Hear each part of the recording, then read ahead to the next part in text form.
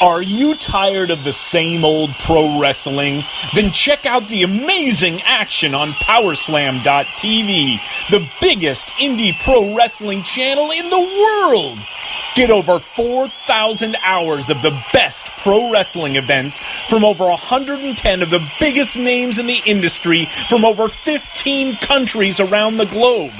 Get your free trial today at Powerslam.tv. The following is brought to you by the Social Suplex Podcast Network.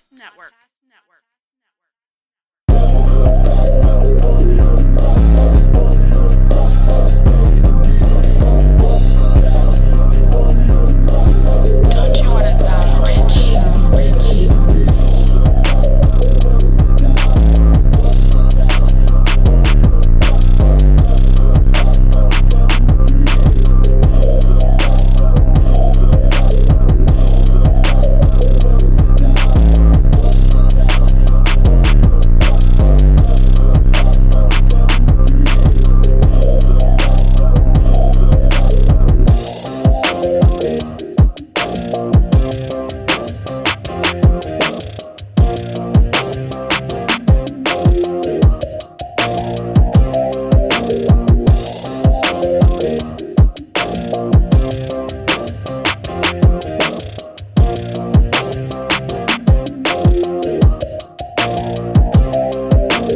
Welcome to episode 49 of Social Suplex's podcast about AEW with a proclivity for positivity. Welcome to All Things Elite. I am your host, Floyd Johnson, and with me today is a special guest.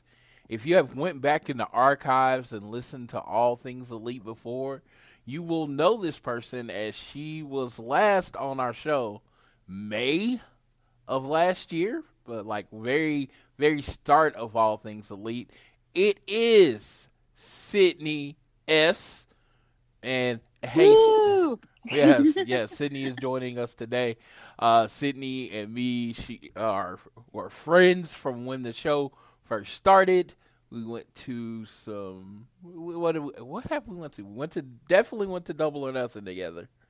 We also, I don't remember exactly when it was, but I know when we went to go see G1 Supercard, we were at the Festival of Honor thing together. Yes. And then we did WrestleCon together, I remember. So I think WrestleMania weekend was our weekend. Yes, Festival of Honor is where we met. And then WrestleCon, we did WrestleCon and met a bunch of wrestlers, and I got to meet Austin, her extremely talented brother Austin, then y'all got to meet Shawn Michaels. I remember that. Which I still cannot thank you enough for. I owe you my life for that. And that was fun. I was happy to do it. That's what we just like. Us wrestling fans take care of each other. I just wanted my pop signed. I had previously met Shawn Michaels. So I was like, hey, y'all can go do the picture and just get my pop signed. So they got to meet HBK, which is great. Absolutely. Yeah, we got basically meet the whole ROH roster. It was insanity. Kazuchika Okada, Tetsuya Naito. The Bullet Club did not do that one. I don't believe they did. They saved everything for the block party, which because of you, I am VIP to the block party this year in Tampa. So yep. Well, unfortunately, I couldn't go, and I didn't want a code to go to waste, so I was like, I'll send it to my buddy Floyd. So we take care of each other. That's the bottom line in this situation. So this is Sydney. I don't know. You know your last name. I actually know how to pronounce it. It's Sumowitz. You do? I'm so proud of you. I never forgot. So I definitely know how to pronounce it. So you can find Sydney on the Twitter, and she is at SAZoomer4, right? Yep, that is correct. At SAZoomer4. So if you're listening to the show, go over to see Sydney, like her page, follow her. You get to see how awesome she is. So that's great. And I thank you for joining. Me and Tiffany to tell everyone that had happened today, me and Tiffany set up the schedule at 10 o'clock. I woke up at 10. I messaged Tiffany that, hey, time to record the show. She's like, I'm geeking out over wrestling figures right now. I was like, cool. And I fell back asleep. Like completely, like, I guess I was tired. I guess I was really tired. That never happens. I am a person that when I wake up, I'm usually all the way awake.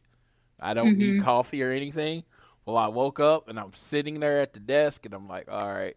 So let her geek out. I went, and passed out. 2 hours later, I was like, hey, yeah, okay. So we couldn't record. And me and Sydney were just talking about last night how she hadn't been on the show in a long time. Mm-hmm. Do you know it's just convenient. Convenient. Yeah, very convenient. Very convenient. Well, let me do the ad stuff. I want to start the show by reminding you this episode of All Things Elite is brought to you by Power Slam TV. Power Slam TV, where you get access to over 4,000 hours of content from over 110 of your favorite wrestling brands or countries around the globe, right onto your laptop and mobile device. If you use the code Social Suplex, you get the first month free. And I also want you to make sure you are downloading this fine show on Google or Apple Podcasts. Please leave ratings and reviews, or you can leave a donation through our Red Circle. So we are in the middle of a contest, where you basically like, comment a post, and then leave a review. What I have found is you can't leave a review through Red Circle. Your only options to leave a review are through Apple, which, for people that don't have iPhones, that ain't really fair. Then there's Stitcher. There's a Stitcher app. But if you're listening to the show, you want to enter, you haven't been able to get a chance to enter, all of our shows go up on YouTube. So you find any episode of our show from 46 on, that's when the contest started, and you leave a review, that counts. Just leave a review on the YouTube page. Tell us what you think of the show. We've gotten about 12 reviews on Apple, and then we have one review on Stitcher. So I'm really excited about that. But for anyone that wanted to do the contest, couldn't do the contest, YouTube will be where you can leave those comments. And that's not something a lot of people know. Every one of our episodes, all of the episodes from Social Suplex, the audio uploads to YouTube, so you can listen to the show that way through the YouTube link. I will do a good job of sharing that link out when I do the weekly episodes. But that is all the housekeeping for us. Big news of the week. Big news of the week is weird because obviously the big news of the week would be Cody in the cage match and jumping off the cage. That normally would be the big week, but since we recorded so late, the big news of the week got bumped. The big news of the week. What is the big news of the week, Sydney? The big news of the week is, as of, I believe, starting Wednesday, but going all the way to today, there was an announcement that the AEW, are they unscripted or unrivaled? I can't remember. Unrivaled action figures. And they look gorgeous. Yes. So they announced on the TV show, we will be covering the TV show from beginning and the end, but we're going to start with this. They announced on the TV show, they showed a little promo of all the wrestlers getting to see their toys. Then today at the New York Toy Fair, they unveiled all the toys. Right now, it looks like they will probably announce more, but for right now, they will be being distributed through Ringside Collectibles. Yeah, these are really freaking amazing toys. I have never been, I've collected the Pops when they came out for, the Elite Pops. But I've never been really a toy guy, except when I was young, when I think I was like 12 or 13. And I was, and younger than that. I think the 12 or 13 is when I stopped playing with toys. Yeah, I was a big toy guy. I had all the figures, made my matches and all that kind of stuff. But they announced, they showed a bunch of sets, and they're going to start coming out this summer. The first set is going to be Cody Rhodes, Kenny Omega, Chris Jericho, the Young Bucks, and Brandy Rhodes. There are the first 6 figures coming out. Sydney, let me ask, what's going to be the first one that you buy? Well, I will say, if they were going to have Pharaoh with it, it would definitely be Cody. But unfortunately, there is no Pharaoh yet. So I will wait on that one. But I am pretty sure my first figure will either be Kenny Omega or the Young Bucks, because I got to support my boys. I don't know. I was on here earlier, and they had where you could pre-order the set of 6. It is now, that doesn't look like it's available anymore. So maybe it's sold out. I don't know. I'm clicking on AEW Unrivaled. There's AEW Unrivaled 1. I clicked on it again. There's the belt and the play set. There's each individual set of figures. Then I am clicking on All Elite Wrestling. Yeah. It does not look like you could, they sold out of the pre-order, or it's some kind of mistake on here. But I'm going to go with they sold out of the pre-order.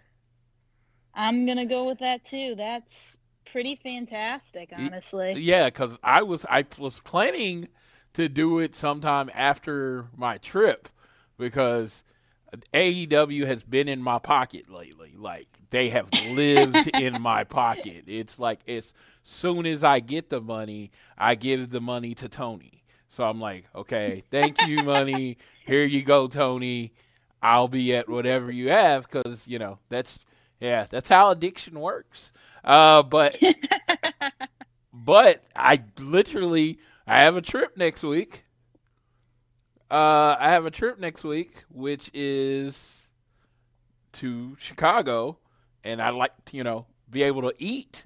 So I could not afford to, pre-order the figures immediately. Yeah, it's I would love a hobby or addiction that wasn't so expensive. I completely agree with that, because there's so many times where I'm just there's people who are it's not a terrible thing to be addicted to. There's so much worse things you could be addicted to. Yeah, it's better drugs than or gambling I was about to say it's better than heroin. But it's still some people are just addicted to I don't even know, just stuff that isn't even close to as expensive as wrestling can be. Think about it. Alone, Cody and the Bucks are $100 to me.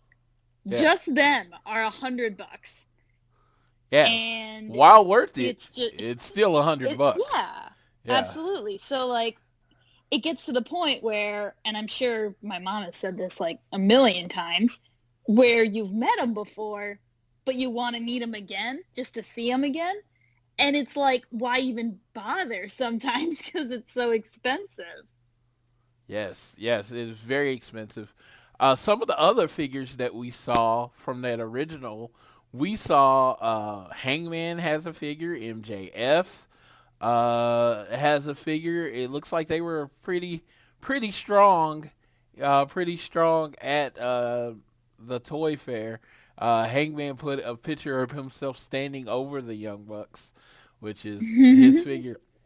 But a cool story for me, back when I was 12 or 13, WWE, I think it was Jax specific, they came out with their couple of their first WWF figures. And one of the first figures I remember was Shawn Michaels. And, of course, Shawn Michaels needed a rivalry. And guess what my other figure that I bought was? What would that be? Gold Dust. Wow. So here, 27 is like, I went to the show and I got a Shawn Michaels and a Goldust. And here, 27 years later, I will be buying a Dustin Rhodes figure. So it either speaks to one, two things, my lifelong love of wrestling, or the fact that I never grow up, or both. But it's just kind of funny that I bought a Dustin Rhodes figure, current figure from him in the 90s, and now I will be buying a current figure of Dustin Rhodes from 2020. It's insanity, really. Yes. I would have told you he'd have been done wrestling a few times by then. Mm-hmm. Yeah, so it's kind of crazy. I plan on, if I get a chance to see him, I plan on if I get a chance to see him in Chicago, I'm going to tell them that story that in August or whenever his figure comes out, it'll be like 20-something years between the times I bought a Dustin Rhodes figure. It's just really crazy because when you think about it too, it's like some people have figures of Dean Ambrose, yes, which is Jon Moxley. So like the fact that in fall you'll get an actual Jon Moxley figure and not a Dean Ambrose figure, it's like, it's insanity. Like that's not as long as a stretch as probably your story with like the 27 years, but still it's one of those things that it's just, it's insanity. Like you buy someone under one name and then a few years later buy them under a different name. Yes, that is weird.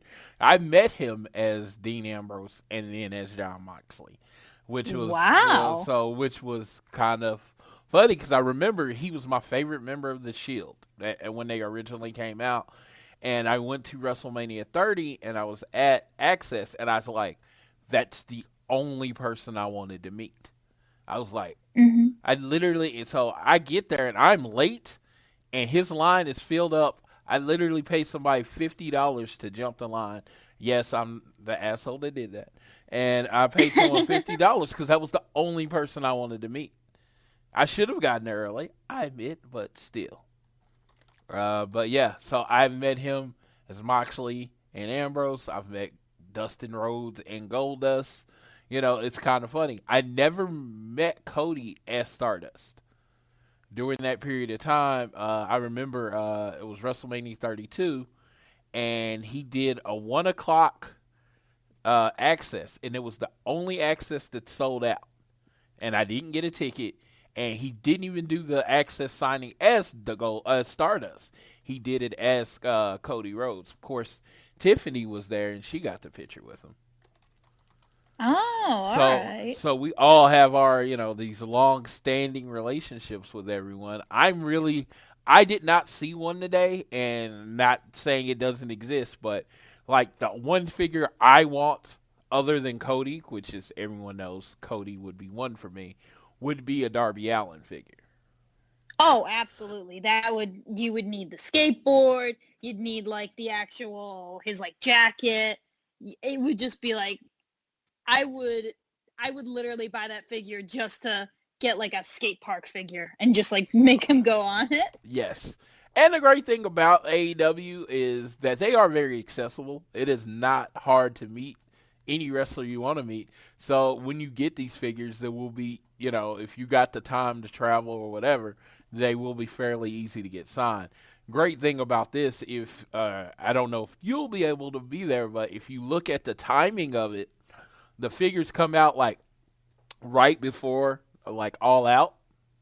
So I'm thinking that if they still do Schaumburg and they still do like they normally do, that we'll probably get a StarCast in Chicago. This is me completely speculating. I want everyone to know this. I have not heard anything, but if it's in Chicago, we'll probably get a StarCast, and then you could take all your figures with you and get them signed, which would be that would be really, really cool. Yeah.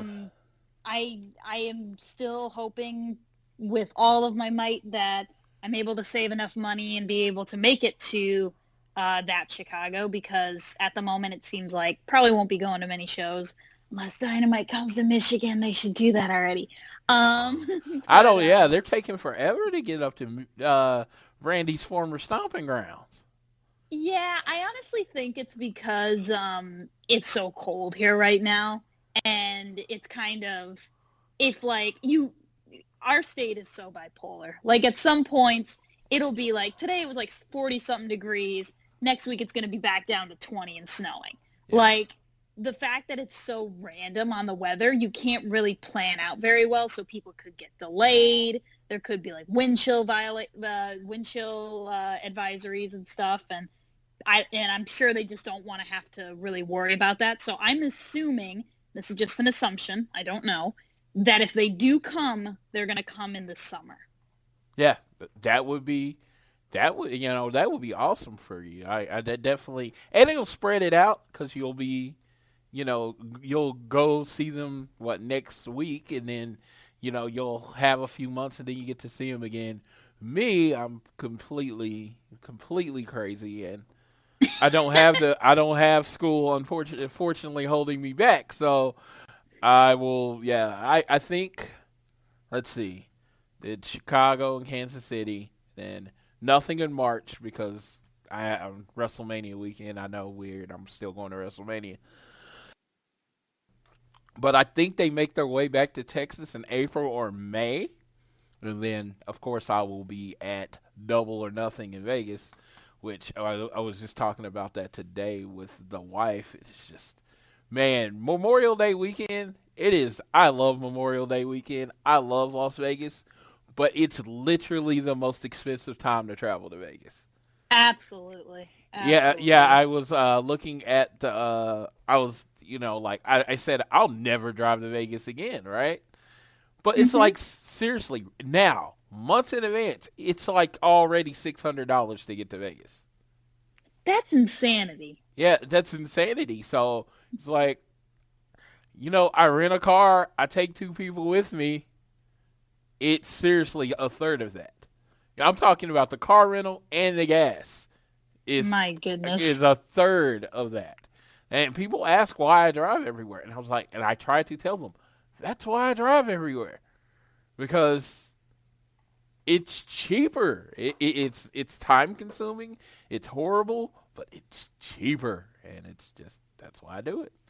But more about the figures. What'd you say your favorite figure was? I want the Kenny Omega or Young Bucks ones, because those are the ones, like Kenny Omega, I thought just looked really cool, but the Young Bucks would just be absolutely awesome just because of the fact that I've never really had any action figures past like the WWE ones we had when we were way, way younger that I don't even remember when we got. But I've never had a tag team figure. So it'd be really cool to get them both because, they're my favorite tag team, so. Yeah, I could imagine that. I do want SCU, though. I absolutely want SCU. Yeah, I missed that. I did not see any of their figures, SCU. I saw Penta. I'm assuming they'll be Series 3, maybe? Yeah, I saw Ray. Of course, I saw Moxley and MJF. I'm actually literally scrolling through on Ringside Collectibles right now because Lucha Bros were the coolest one for sure. They just looked incredible. Yes.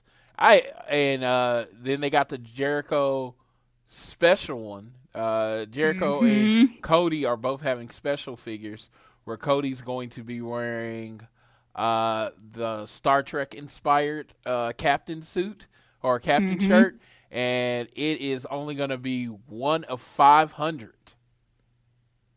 So it's crazy. Yes, it's going to be one of 500, and then Chris Jericho's going to have his full Painmaker and get up on one of them, and it's going to be a limited display also. 1 in 1,000. They made it clear that the 1 in 1,000 are the Chase edition, and the 1 in 500 are the rare edition. Yes. So yeah, I'm looking forward to all the figures there. You can go to ringsidecollectibles.com. ringsidecollectibles.com to see all the information as far as pre-orders or you can go to Ringside Collectibles Twitter page, and that's where I'm pulling a lot of the information from now. Yeah, and the other thing I remember seeing was 2 figures that are to be determined right now that are going to be the Chase and Rare for Series 2. Okay. I have a feeling it's going to be a Mox one.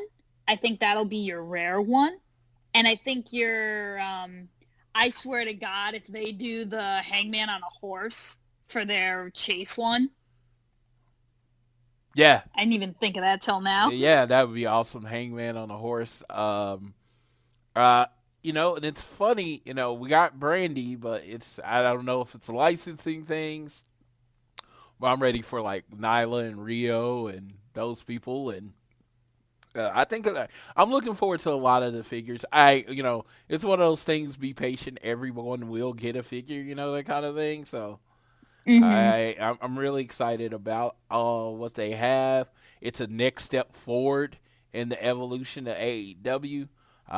Again, the T-shirt company is, I mean, that's like, it's almost like an old joke at this point, because, you know, they've been so much more than the T-shirt company. They're on national TV absolutely. every week. They have all the merchandise you have. Now they have figures. They're on TV to 2023 at least. It's just at least, and they have a new show coming out, so it's just like they're not going anywhere, and it's just, I hope, you know, they're in it for the long haul. Everybody gets used to it. Like when people call them a T-shirt company, it's like now you can just kind of laugh them off and go about your day, because they obviously don't know what they're talking about at this point. It's just you're fighting a losing battle if you still think that's all they are. You know, it's kind of cool. It's kind of cool because it's like we're past that. You know, it was like, oh, you know. You know, you're going to be the flavor of the month, and then the ratings are going to catch up with you. You're going to be this, and then this is going to happen. The goalposts kept being moved, and now it's like there's nowhere else to move it. Oh, well, you're still not Raw. I'm like, okay. So now you're comparing our product with something that's been on TV for 30 years and saying we're not there yet. Okay, I can live with that. you know. I can live with AEW not drawing the same numbers at Raw, with Raw having a 30-year head start. Yeah, I'm fine with that. You know, it's like, yeah, it's just like, you're ridiculous. So that's fun. Yeah, completely. Yeah. But yeah, loving all the figures, Matt, and it was kind of cool that the Elvis costumes that Denise Cutler designed for them are being used on Matt and Nick, which is awesome, because if you know the story of the Cutlers, they've come a long, long way, and that's just, I was like, when she put that, it was one of those things that, like, legitimately, I was just happy for her, because, you know, that's forever, you know what I mean? As long as these are toys, you know, that design that they were wearing, you designed, that's forever. As long that's absolutely, you like the first Young Bucks AEW figures have her design on it. That you can't take that away. If she never designs anything else, which I seriously doubt, but you can't take that away from her, which is really freaking awesome. But yeah, so that was that. That was the toys. I'm super excited about them. I plan on having them all. You know, I'm not really a toy collector. It's just AEW, you know, that kind of thing. Yeah, it's like, I just love AEW. So I plan on having them all like Pokemon. Got to catch them all. So let's talk about Dynamite this week. Now, Dynamite this week has been considered. Now, I said this last week, that the Dynamite last week might have been the best episode ever.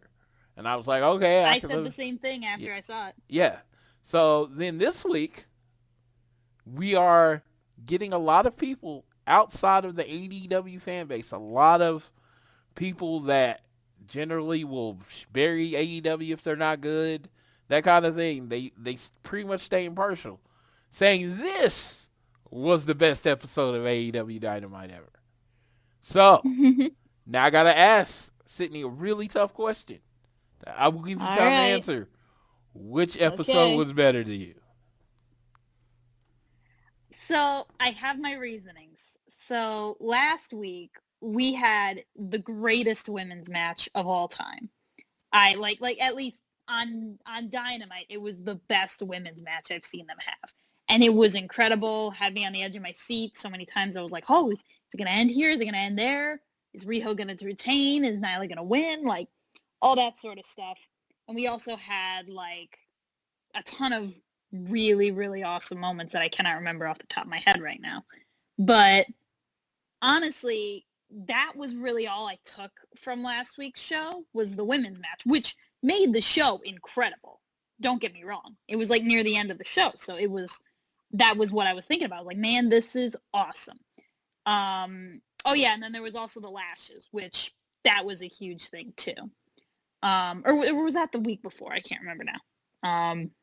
Whatever. Yeah, it was the week before. Week before. My bad. So it was the fallout of the lashes too. So yeah, that was pretty cool too. But this week, I felt like all around it was a better show. The opening match, absolutely incredible. The ending match, outstanding. The middle stuff, like the women's match wasn't as amazing as last week, but it was still really, really good. The other matches also really, really good. A great point about this is my dad likes to keep up with AEW, but he's not like a huge fan of a ton of stuff. Like the week of the Lashes, he just watched the Lashes. Last week he didn't even watch because we were just so busy over that weekend. But this week, I told him, I was like, you have to watch. I hate to cut myself off, but Triple H is walking into this fight for whatever Tyson Fury versus whoever fight. Are they doing the walkouts now, or is it they just showed them in the crowd? They're just walking. They were having people walking backstage. They had Michael J. Fox, Triple H and Stephanie, and I don't think they've actually had the fight yet. Sorry, I interrupted myself. But I told him, I was like, you have to watch this beginning match and you have to watch the end match. We basically watched the entire show because I was like, you got to see this part, you got to see that part. There was so many good moments from it. I felt like all around it was an incredible show, while last week there was like incredible parts, but still, like, some parts that were like, I mean, could have been better, but anything could be. So if I had to say, in my long-winded discussion, I would say that this week's Dynamite is the best Dynamite ever. All right. So I was at last week's Dynamite in Austin. Mm-hmm. And I had the makings and the beginnings of the flu, as I've told everyone. So if you ask me which one I enjoyed more, just based on the fact that I was healthy this week. But there is one, I hate to be predictable. That's why I started with that version. One person wasn't on the show last week, but was in the main event this week. So it makes I know it's coming. Yeah, I mean, Cody. It makes the decision pretty much a slam dunk. To me, Cody's in the main event. That's the best show. But last week was an amazing show. I mean, I'm sitting there with the Delta illness, and I really did enjoy that show, like, immensely. Even during the time where I was sitting there hacking up a lung, I still enjoyed the show. Probably would have enjoyed it more if I wasn't, but whatever. This week, me being 80% or whatever the hell I am, watching the show, my favorite thing is when AEW starts off with a tag team match. That's like my favorite thing. They turned it up to 11 by starting off with a tag team battle royal. I'm like, that didn't get your blood going, and it was a good battle royal. Now, I will be honest. Oh, absolutely. Battle royals are like pizza to me. Even when they're bad, I still enjoy them.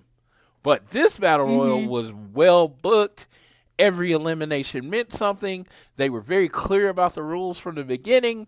That's all great. Then you end with freaking Cody Rhodes, the master of in-ring storytelling. Is he as good a worker as Kenny? Depends on what you like in your work. Is he on that level? It depends. I will always say that. To me, he is. He tells stories the way I like to see them told. That is why he's my favorite wrestler. Absolutely. I make no bones about it. He tells stories the way I like them to be told. To me, I will always say I love epic wrestling matches, but around the fourth epic wrestling match, you can kind of get the formula of an epic wrestling match. Cody has a formula, but he does it in a way that I always feel surprised, shocked, and excited. So, again, that's why I follow Cody. In this match with Wardlow, someone I had never seen wrestle, it was pretty much, the match itself inside of a cage was pretty much every 80s face versus monster match I ever saw. But I love it. It pulls on my heartstrings of childhood. So we're about to go through the show match by match, give our thoughts, and then talk about next week. So this week, we start off with the Tag Team Battle Royal. In the Battle Royal were the Young Bucks, Jurassic Express, the Stronghearts, Butcher and the Blade, the Best Friends, John Silver and Alex Riddle of the Dark Order, TH2 and Angelico and Jack Evans, the Private Party, Ortiz and Santana of the Inner Circle, and SCU, Frankie and Scorpio. It was announced very early in the match by Mr. Jim Ross or Tony Schiavone. I don't remember which one said it, that this is basically a double elimination battle royal. For your team to be eliminated, both of your people have to be eliminated. So one guy from your team can win the battle royal for your team, which sets up a tag, makes you the number one contender, and sets you up a tag team match for Revolution. So this match directly affected what me and Sydney were going to see a week from now, which is kind of cool. Mm-hmm. Very cool. Yeah, so Nick got eliminated pretty quickly, didn't he? Yeah, it wasn't extremely quickly. A lot of other people got eliminated before him, but still, there was maybe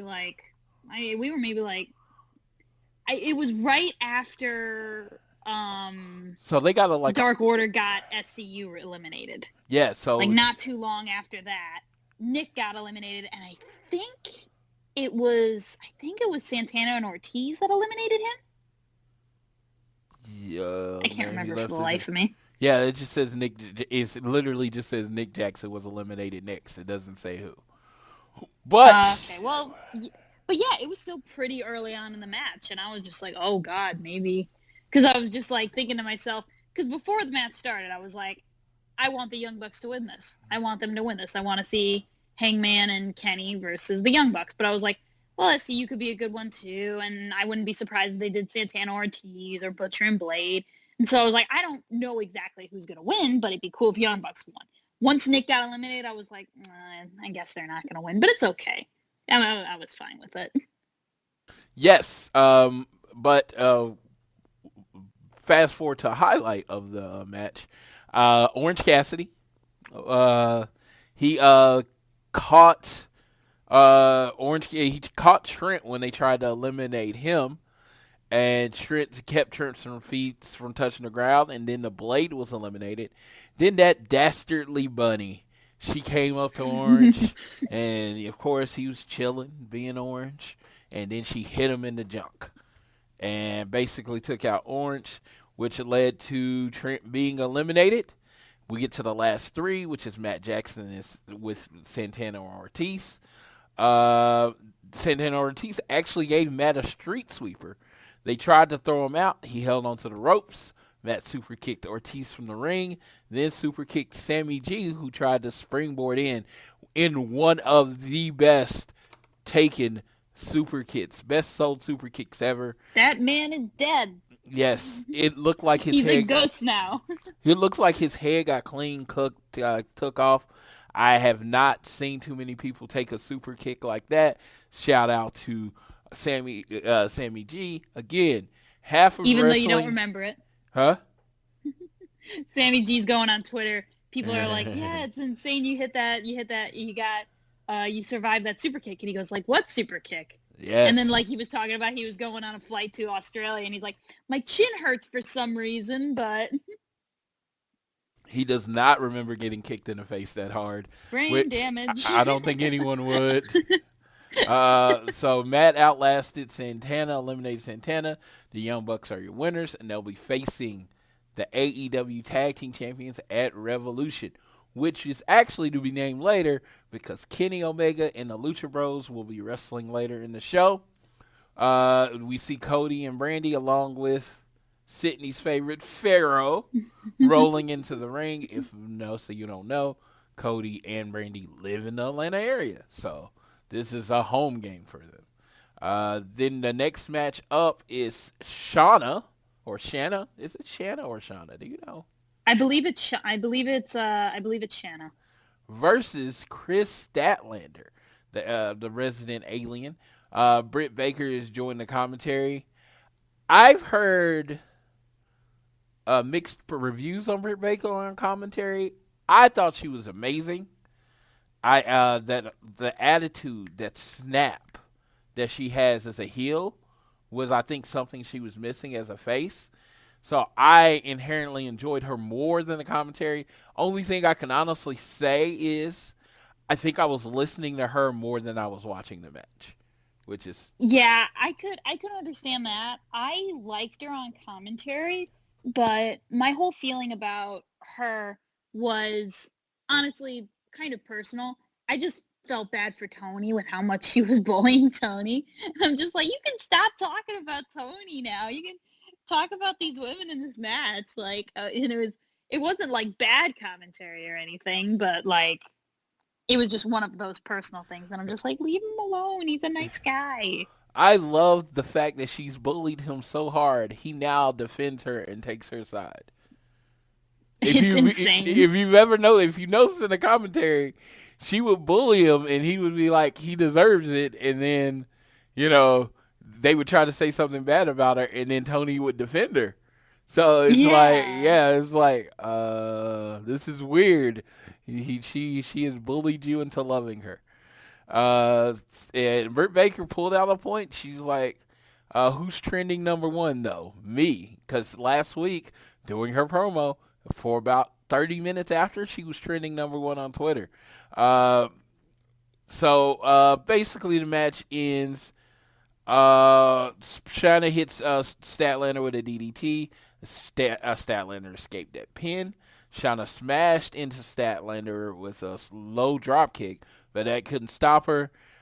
She reversed Shanna and finished with the Big Bang Theory on Shanna, scoring the pinfall. And at that point, Chris Statlander was going to the back. And then we get a recap of Nyla winning against Rio from last week. Nyla comes down the ramp in his interview about Tony about her victory just 7 days ago. I thought Nyla was on another level. I'm like, her promos tend to be intense, but I think this was on another level. I love the fact that she said, like, my favorite line is that she's only going to be a one-time champion because no one will ever beat me for it. I was like, that was just like, I've never heard anyone say that, in my wrestling days. So, that's fine. I've never heard anybody say that, so I thought that was really intense.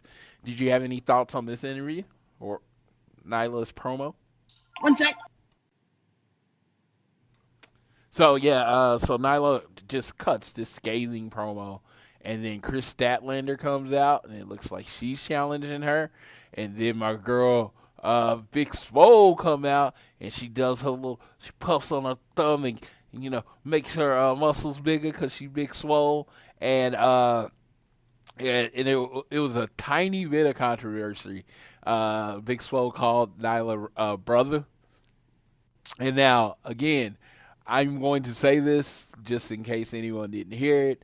That's just how Nyla and Big Swole talk to each other. They have a very friendly and loving relationship. I saw it first and for at all the at Starcast last year. I think it was I think it was called For the Culture. Segment, and it's just like they have a very loving, playful friendship, and she was just kind of going at her by saying brother. It wasn't referring to her gender. And even Nyla's wife, Kale, came out and said something. It was just, I just kind of wanted it out there clearly, because I just hate how when people take like a word or a misstep and they try to make it hate. And that always really annoys me, because you just hate it when that happens. Because it's like this could have been further from the truth in this particular case. Mm-hmm. But what did you think about the Nyla interview or promo? I thought it was very, very good. Definitely showed her as a great champion, fighting champion. Showed all of the people who were more than likely are going to come next, and some cool matchups that I'm excited about. And I'm thrilled she's champion. I'm absolutely thrilled about it, because I just think she's going to be absolutely fantastic. And she's just such a good talker. That definitely helps. And she's an incredible wrestler. So it's just two peas in a pie, I guess. Nyla's going to elevate the division in two ways. First of all, I think the matches will be elevated with her, because every match is going to have a very similar story. Nyla Rose is the monster. Everyone else is smaller than her. And then you're going to tell the match. The great thing about it is such a simple wrestling story that it's not hard to follow. So people that have never seen AEW women's wrestling or know who they are, it's a very easy story to follow. One person's bigger than the other person.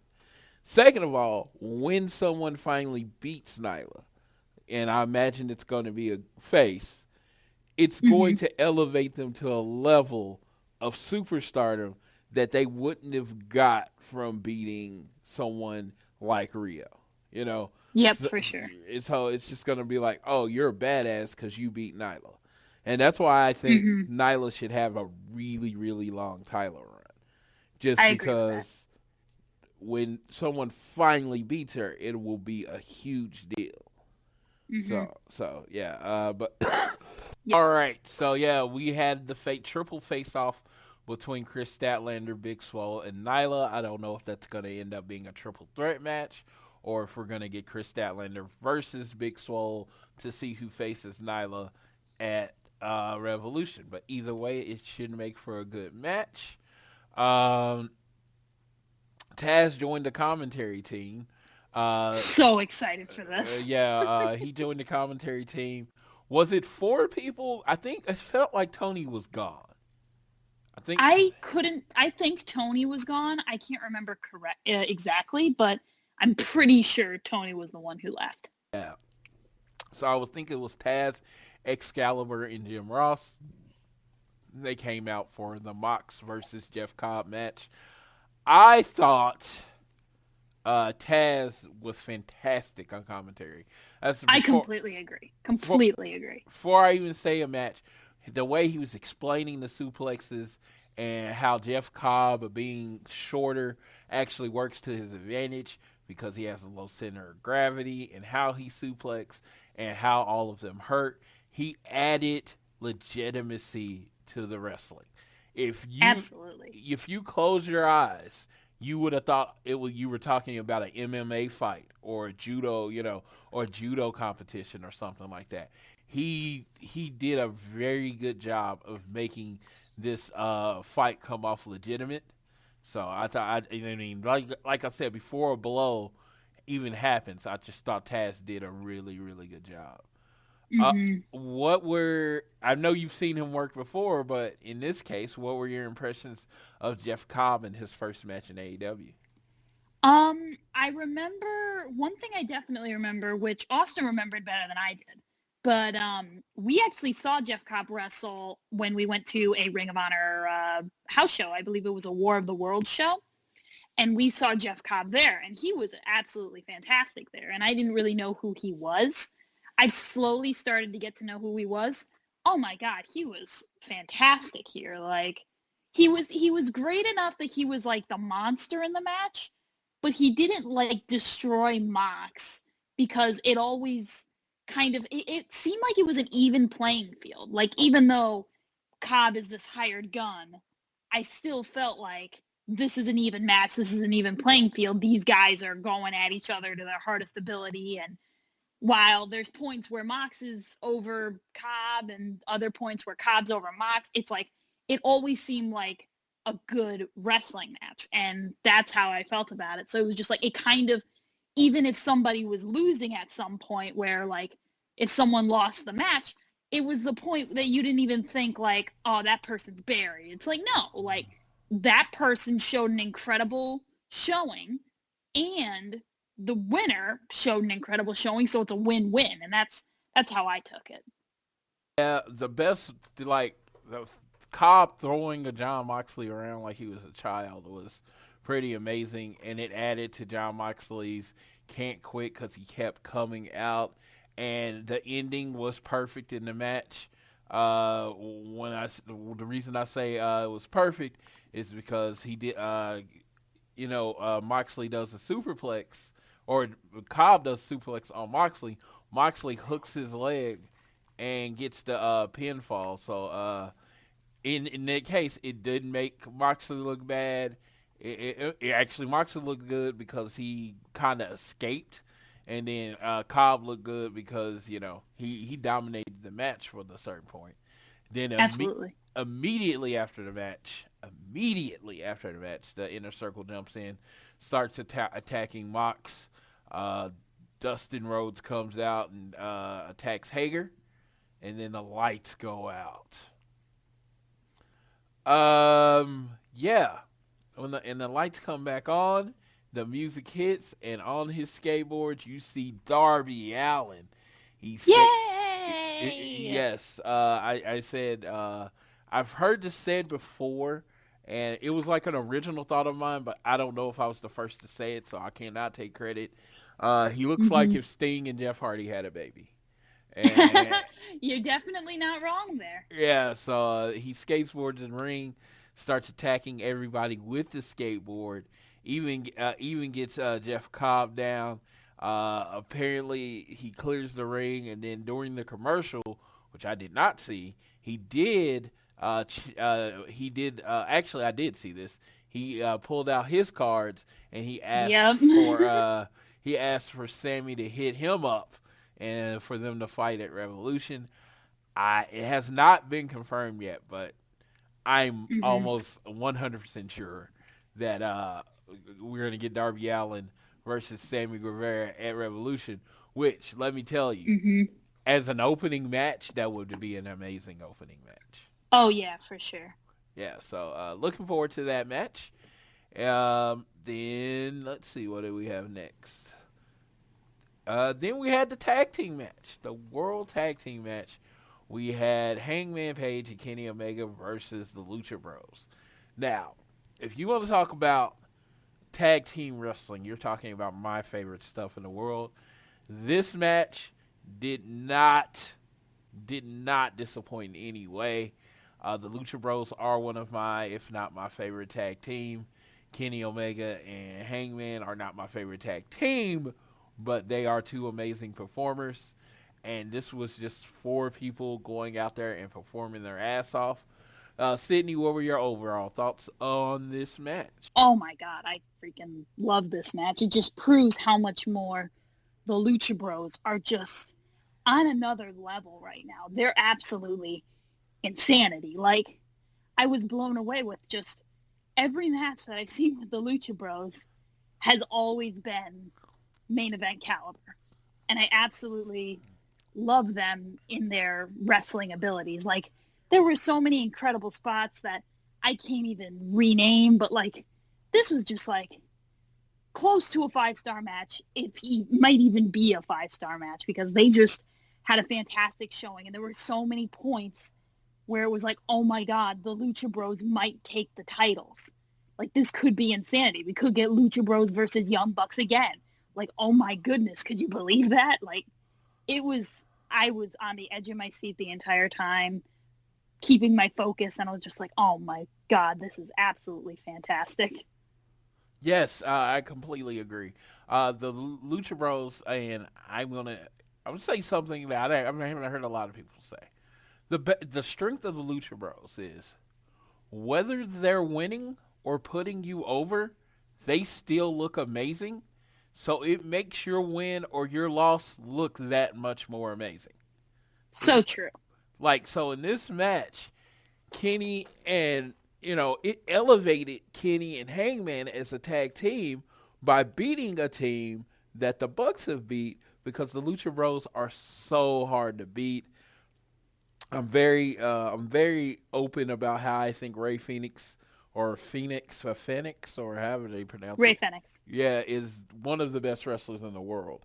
And I just think he's a human highlight film, and he did it again in this match. Hangman has found this new, cool, confident, partially drunk character that it was partially. Yeah. It I think it's more than partially. As I say, it's everything that he needed. I remember when I was first doing the show last year, I was never really on the Hangman bandwagon, and then when they put him in the title match at Double or Nothing, I was like, I'd really like it to be someone I actually think could win. And, he had a really good match, but I always said there was something missing with the Hangman to me. And he's found it. Yeah, I mean, absolutely. Maybe it was at the bottom of a cup. Maybe it was the $12 he had to spend. But he has found his energy. Switching to the buckle shot lariat as his finisher, I thought that was great.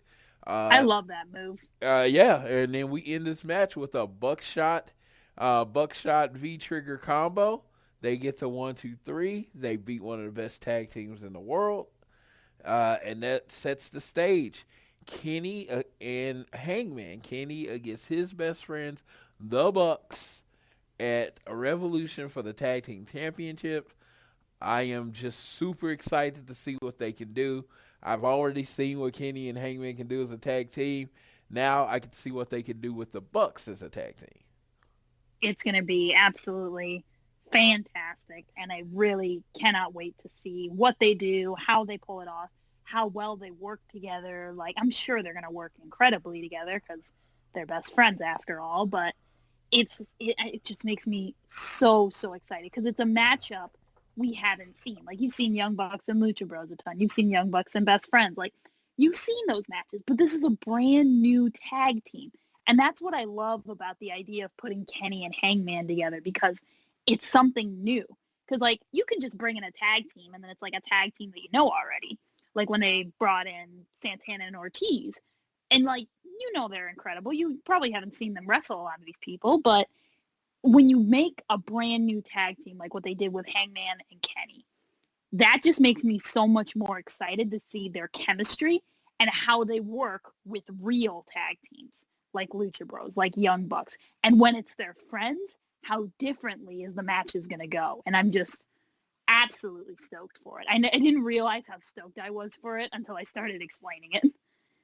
Yeah, it's going to be amazing. It's going to be super kicks and butt shots thrown everywhere, and then you have that underlying tension of, will Kenny take out his friends?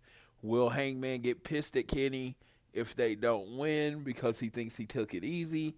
It's just like you have all this underlying tension on the match, and it's just, I'm looking forward to it because Hangman seems to hate the other members of the Elite.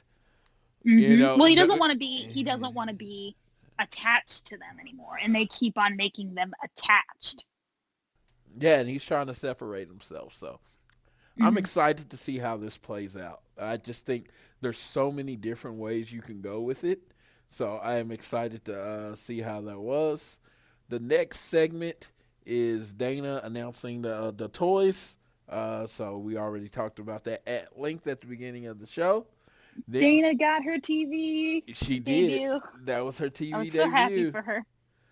And then for the first time ever in the history of promotion, a steel cage match.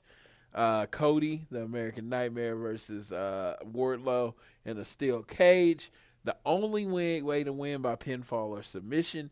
So that means no escape rule. That is for the other company. This company, the reason that there's a cage here is so there's a winner, not so that someone escapes. That was the exact quote by good old Jim Ross, and I thought that was good. That's really good. And I also felt like one of the coolest things was the actual cage itself. There was slightly different architecture to it.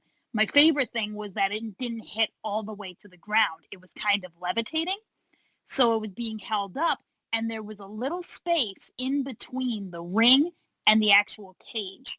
So if you fell in there, you're stuck there, and you can get like slammed, and like it just seems like so much more brutal and so much more real, because it's like almost like you're not just stuck in a cage. Like you're in that cage and you can't escape, but it's just one of those things that it's so much more brutal to have it where the cage gives more give, where you can move it back and slam it into someone, like that sort of thing.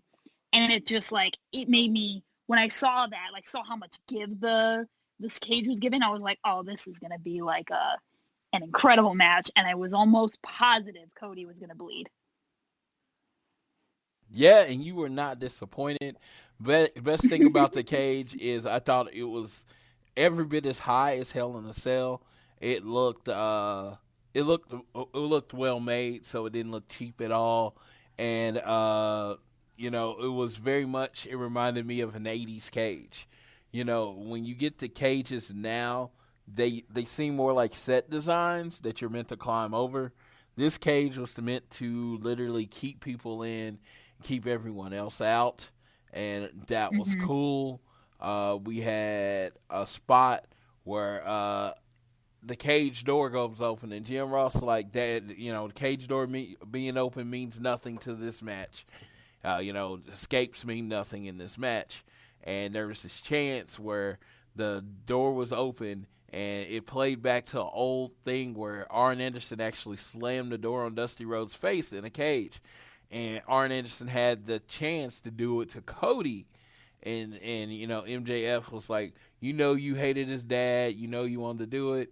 And Arn teased hitting Cody and then hits MJF in the face with the cage. So I just thought that was such a cool moment. Anytime I see Arn Anderson active on my TV is always going to be something I call attention to. But inside the ring, it was a 1980s monster match. Now, absolutely. For those that listening and don't know what a 1980s monster match is, it's when the babyface is going up and it's an insurmountable foe. Generally, he punches, he kicks, he tries to hurt the big guy, and he starts the match off as invulnerable. And he keeps leveling up the maneuvers. He'll do a clothesline, he'll do this, he'll do a shoulder block. And the guy is still showing invulnerable, and eventually he hits him with that special move that basically makes him stagger and then gets him off the feet. That's pretty much, I just described what happened in this match. And, and Cody finally gets him down. I think he hits Wardlow after he is thrown into the cage. He was the first one thrown in the cage. He was bleeding. And then Wardlow just went in, to destroy. And Cody does his comeback, hits the disaster kick, hits a crossroads, but Wardlow kicks out. And then he goes up. He gets Wardlow down. He goes up to the very top of the cage. And then he does a moonsault plancher on the Wardlow. Wardlow gets hit with it, and he gets the 1, 2, 3. Absolutely gorgeous. Yes. What did you think about the jump? The jump, I will tell you, I totally didn't expect it. When I saw this cage, I was like, there's no way they're going to climb it. That looks pretty dangerous. I don't think they're going to do it. Because it seemed like someone could climb it from the outside. So when MJF started to do that, I was like, that's not surprising. But when Cody did it, I was like, oh God, like I saw him looking up. I'm like, oh God, no, Cody.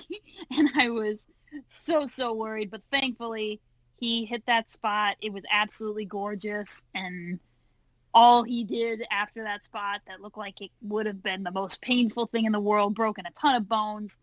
All he did was fracture his big toe. Yeah, and he showed the picture of the toe, and he's like, he can wrestle on it as needed.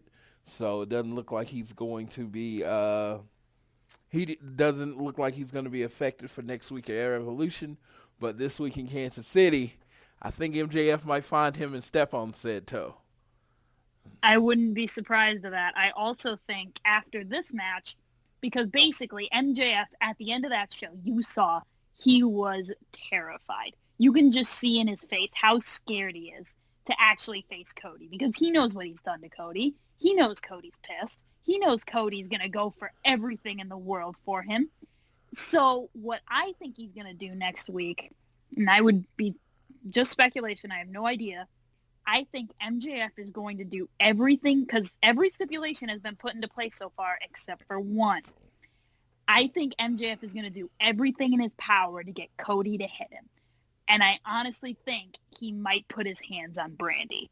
And if he does that, it might get close, but I think at some point something's going to happen that'll stop it, or he'll almost put his hands on Brandy, because you saw he almost put his hand on Brandy this week. And I feel like that's really his only option left. He needs to get out of this match. How's he going to get out of it? Get Cody to hit him any way possible. And I just feel like if that's the underline for the entirety of the show, is MJF just keeps trying to get Cody to hit him, I think that would be such a great build, because it's going to be MJF saying all this terrible stuff, doing all this terrible stuff, all this stuff to make Cody hit him. And it's just going to fuel his fire and his rage and his revenge to place on MJF at Revolution and freaking kill the kid. Yes, I completely agree. I'm looking forward to Kansas City, like, exponentially for that reason. But yeah, Cody's gonna kill him at Revolution, and I'm looking forward to that. I saw the beginning of this rivalry. I'll get to see the end of it. It's just, I'm looking forward to it like no one's business. Cody gets on the mic after this match, he didn't really cut a promo, he just talked. And he asked everyone to stay for the matches after Dynamite, told them about 200 yards from this spot, I was coming outside and with my dad, and, his dad told him, don't steal anyone's pop. And he went out and he found out, why fans loved his dad, and they showed him love. And he said, and now, when he first started wrestling, they didn't really show him love, and he had to earn it. And now he comes out and they take care of him. And he just, with all the passion in his heart, he just talked about basically how much he loved the fans and how much he loved wrestling.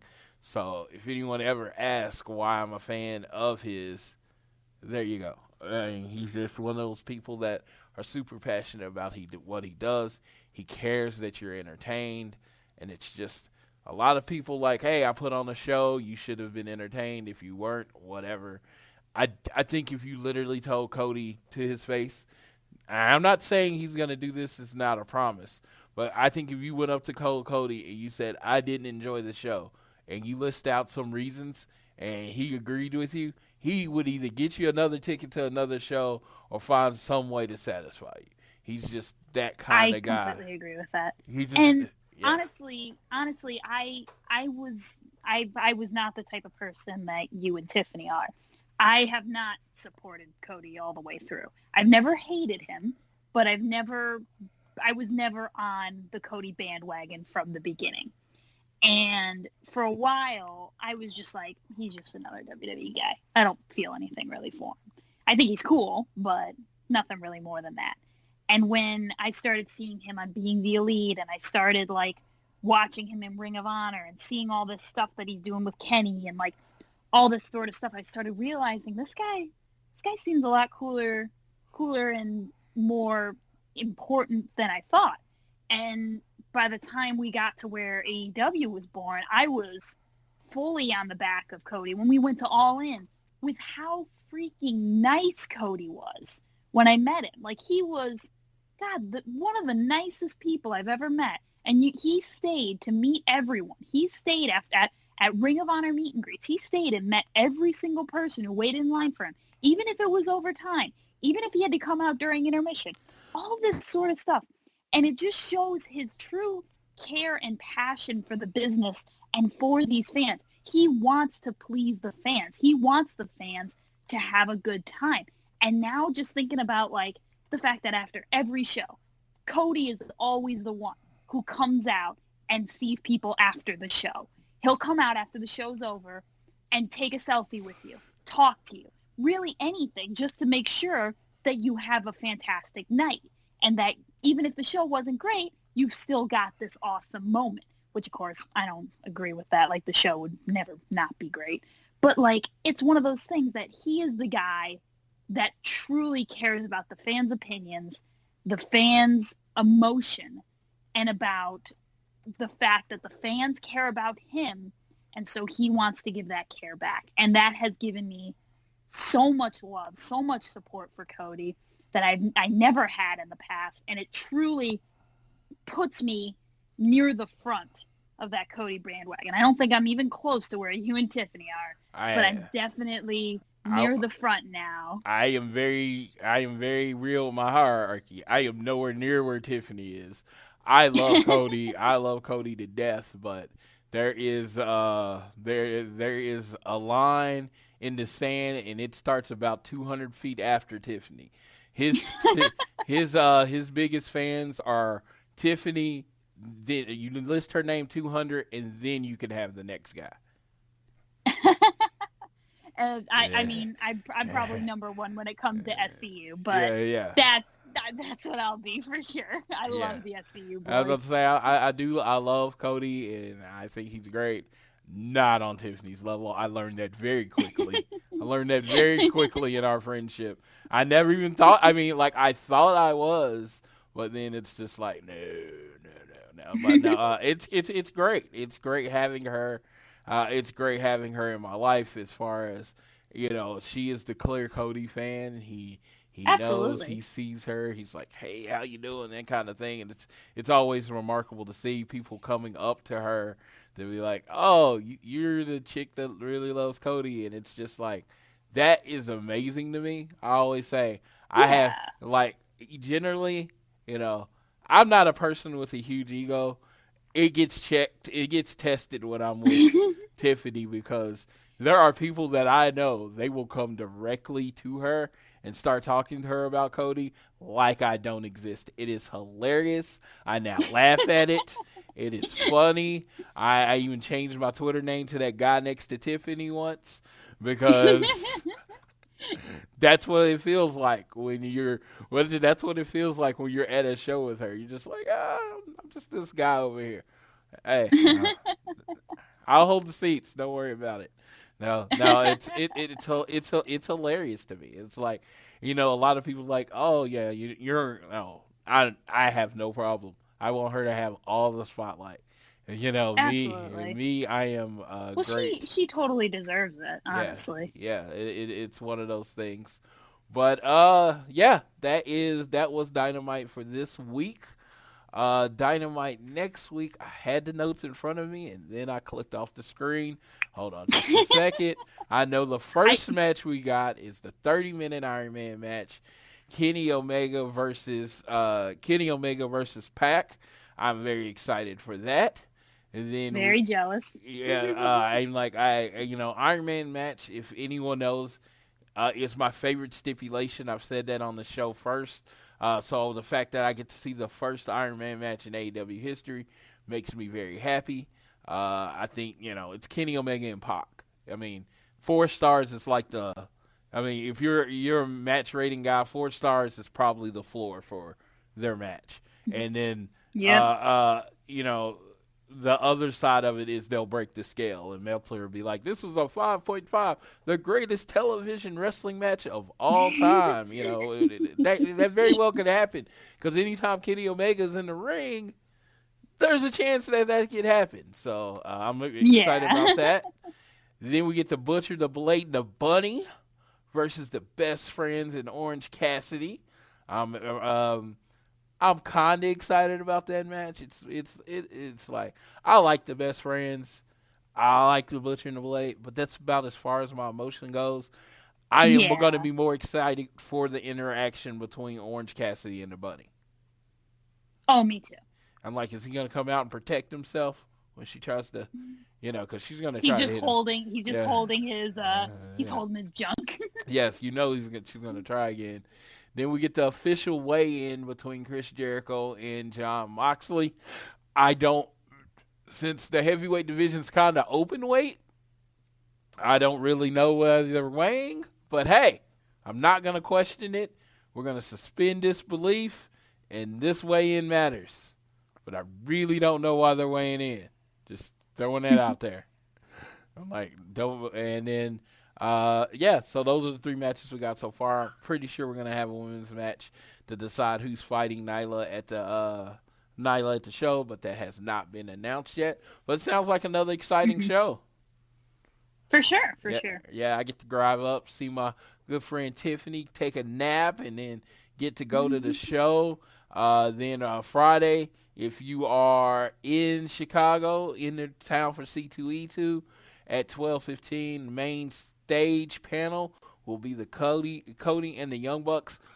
It's going to be really close on if I make it to the panel, because I get in at 10:45, so I will. And I get in at 11:45, so it's even later, and we get in at Union Station, so we have to drive still and have to get lunch and all that jazz. So more than likely we'll miss that. It's going to be extremely close for me. And I mean, it's going to be weather permitting. If there's any type of delay, I won't make it. Mm-hmm. So I'm excited about C2E2. So we got Kansas City Wednesday, CTE2 Friday, Revolution Saturday. I'll be coming home Sunday. I think you're going to do some more meet and greets Sunday, right? Sunday I'm coming home too, but I'm coming home around 4 or so. So I'm just going to meet Mox, and then I'm coming back. I'm sorry, my cat just walked in and she is meowing a little bit. Hello, girl. Hello. So I'll be out early Sunday because you gotta get ahead of everybody, dude. I'm excited about the whole trip. Excited to see you, Tiffany, and Austin. It's gonna be fun. If you get to see me or hear me or recognize my voice, come up and say hi. I am the friendliest person you'll ever meet. Sydney will He's not lying. He's not lying. I'm like, Sydney will probably be near me if I am more than likely distracted. I do apologize, but I want to meet anybody. I want to meet everybody, but if you listen to the show, I especially want to meet you because you do give me this time out of your life every week. As a person that is always behind on podcasts, I will always say I appreciate every second you listen to me, because there's I'd say about 30 I want to listen to every week. I'd say out of those 30, I listen to about 10. So I know when you decide to listen to my show, that is you sacrificing time you're given to me, and I appreciate that. So, Sydney, do you have anything left? I don't think so. I think I've said pretty much everything. Just same thing as Floyd. If you see me, recognize me from Twitter, or recognize my voice from here, or any other shows I've done in the past, because I've done Pinned. I've been on a couple Cultaholic shows. But if you recognize me at all, feel free to come up and say hi. I don't bite. I'm a very, very nice person. I may be shy, so I might be a little confused at first, but I'm more than welcome to make more friends. I'm a very, very nice person, and yeah, that's about it. I'll be there from Friday to Sunday-ish, like Sunday morning. If you see me waiting in line for Mox, more than likely you will. then you'll see me there. But more than likely, I'll probably be leaving pretty early in the morning after I meet Mox. So yeah, I think that's about it. Make sure you're following all our social medias. That's at AT Elite Pod, at Social Suplex. Tiffany is at Phoenix NJPW. Excuse me, that was Amy. Amy is at Phoenix NJPW. I was going to say. Yeah, I came back. I caught it. And then Tiffany is at All Elite Tiffany on Twitter. Make sure you're following Heart of the Elite on YouTube. She put out a new episode today talking about the figures. She was going to talk about them on this show. Again, times clashed. Didn't work out. So make sure and on Twitter. Don't forget Heart of the Elite on Twitter. Right, and Heart of the Elite on Twitter. We want as many people watching the YouTube page as possible. And again, if you're listening to the show, you didn't get a chance to enter the contest, just go ahead to this YouTube page, episode 49, All Things Elite. Leave a comment. You are entered in. We got about roughly 20 people entered in. All full disclosure, Sydney is entered, and she can win. She hasn't been on the show in like a year, and she was a last-minute replacement. I'm not going to disqualify her from the contest for helping a brother out. I appreciate that. Not going to disqualify her from the contest for helping me out because I needed someone to cover today. As always, thank you for listening. Make sure you're following the Social Suplex Podcast Network on Google, Apple, or you can listen to our show directly, which is All Things Elite, Google, Apple Podcast. So that's it for Sid the Kid, as I call her. As for Sid the Kid, this is Floyd saying, whether it's home, work, or school, always do your best to be elite.